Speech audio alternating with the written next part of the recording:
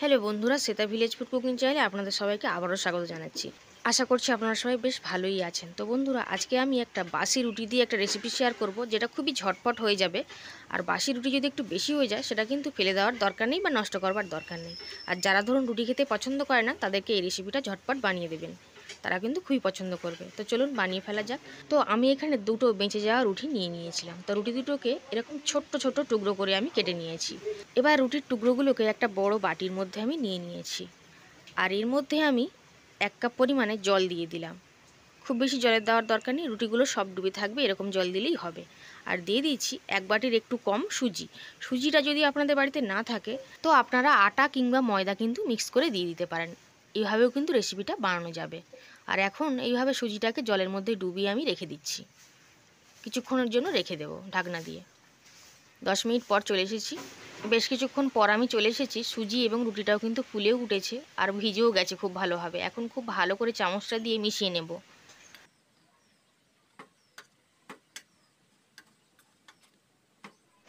সুজি এবং রুটিটাকে খুব ভালো করে আমি মিক্স করে নিয়েছিলাম। এর থেকে বেশি ভালো করে মিক্স করার কিন্তু দরকার নেই। এখন দুটো মিডিয়াম সাইজের আলুকে খুব ভালো করে গ্রেট করে রেখেছিলাম, একদম ঝিরিঝিরি করে, যেমন সবার বাড়িতে গ্রেটার থাকে ওরকম গ্রেটারেই আমি গ্রেট করে নিয়েছিলাম। তো আলুটাকে দিয়ে দিচ্ছি।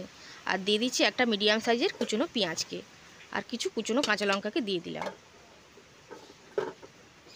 সব কিছুকে একসঙ্গে দিয়ে খুব ভালো করে কিন্তু মিশিয়ে নিচ্ছি।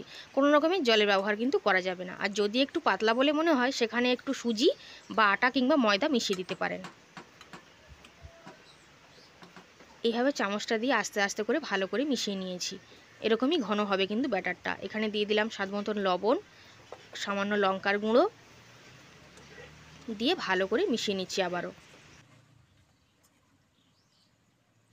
আপনারা যদি পেঁয়াজটা পছন্দ নাও করেন, পেঁয়াজটা কিন্তু নাও দিতে পারেন। আর এই রেসিপিটা এতটাই ভালো খেতে হয় বন্ধুরা, যারা ধরুন রুটি খেতে পছন্দ করে না, তাদেরকে এইভাবে বানিয়ে দেবেন, তারা কিন্তু খুব সহজেই খেয়ে নেবে। এখন কিন্তু ব্যাটারটা আমার পুরোপুরি তৈরি হয়ে গেছে। এর থেকে বেশি পাতলাও করব না, আর ঘনও কিন্তু হবে না। আমি এখন এটা রেখে দিচ্ছি। এখন রেসিপিটা বানাতে আমি চলে যাব। তো এখন গ্যাসের ওভেনে একটা চাটু বসিয়ে দিয়েছি, আর সামান্য পরিমাণে তেল দিয়ে দিয়েছি। এখন 1 হাতা পরিমাণ ব্যাটার নিয়ে এইভাবে কিন্তু উপর থেকে ছড়িয়ে দিচ্ছি। এক জায়গায় জড়ো করে দেওয়া যাবে না, একটু কিন্তু সুন্দর করে ছড়িয়ে দেব। আর সাইড থেকে এই খুন্তিটা দিয়েই কিন্তু একটু গোল করে দেব। সুন্দর একটা গোল শেপ হয়ে যাবে কিন্তু। আর এই সময় কিন্তু গ্যাসের ফ্লেমটা মিডিয়াম ছিল। হাতাটা দিয়ে একটু উপর থেকে এভাবে দিক করে দিচ্ছি, আর তারপর একটা ঢাকনা দিয়ে কিন্তু ঢেকে দেব।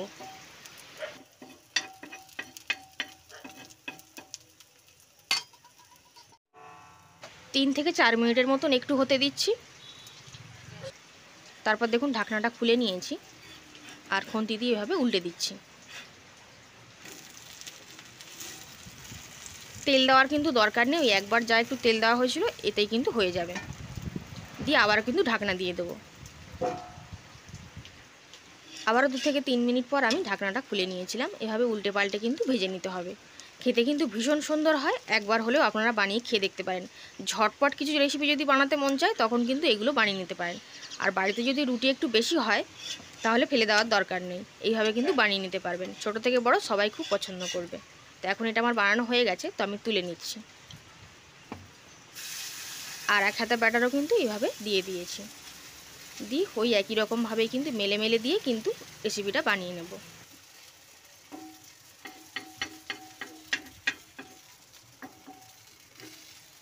এই একইভাবে কিন্তু ঢাকনা দিয়ে ভেজে নিতে হবে। তো একটা পিঠ হয়ে গেছিলো, তাই আমি উল্টে দিয়েছি। আবার এই পিঠটাও ঢাকনা দিয়ে দিচ্ছি। এভাবে কিন্তু সবগুলোই আমি ভেজে নেব। তো এটাও আমার তৈরি হয়ে গেছে, এখন আমি তুলে নিচ্ছি। তো এইভাবেই বাসি রুটির নাস্তাগুলো আমি সবই ভেজে নিয়েছি। একটা প্লেটে আমি সাজিয়ে নিয়ে আপনাদেরকে দেখাচ্ছি। তো সবগুলো আমি সাজিয়ে নিয়েছি। আর এই সময় কারেন্ট ছিল না, কারণ এদিকে খুবই ঝড় বৃষ্টি হচ্ছে। তো তার মধ্যেই বানিয়েছি। তো প্রত্যেকটা নাস্তায় দেখুন কতটা সুন্দর কিন্তু হয়েছে। এরকমই কিন্তু হবে, খেতেও ভীষণ ভালো লাগে। আর নামমাত্র তেলেও কিন্তু ভাজা হয়ে যায়। খুব বেশি তেলের প্রয়োজন পড়ে না, সময়ের প্রয়োজন পড়ে না, আর খেতেও খুবই সুন্দর হয়। এই নাস্তাগুলো আপনারা কিন্তু শুধুও খেয়ে নিতে পারেন, বা যে কোনো চাটনি বা সসের সঙ্গেও কিন্তু খাওয়া যাবে। অসাধারণ খেতে হয়, খুব নরমও হয়। একটাকে ছিঁড়ে আমি দেখিয়ে দেবো যে কতটা সুন্দর হয়েছে। আজকের রেসিপিটা কেমন লাগলো কমেন্ট করে অবশ্যই জানাবেন। ভালো লাগলে লাইক শেয়ার করবেন এবং সাবস্ক্রাইব করে পাশে থাকবেন। আজ তাহলে এই পর্যন্তই, আবার হাজির হয়ে যাব অন্য কোনো রেসিপিতে। ততক্ষণ আপনারা সবাই খুবই ভালো থাকবেন এবং সুস্থ থাকবেন আর সাবধানে থাকবেন। আর বন্ধুরা, অবশ্যই করে আমি যেরকমভাবে বানালাম রুটি দিয়ে এই রেসিপিটা আপনারাও কিন্তু খুব সহজে বানিয়ে নিতে পারবেন। ছোট থেকে বড় সবারই খুব পছন্দ হবে। আজ তাহলে এই পর্যন্তই, আজ তাহলে আসলাম।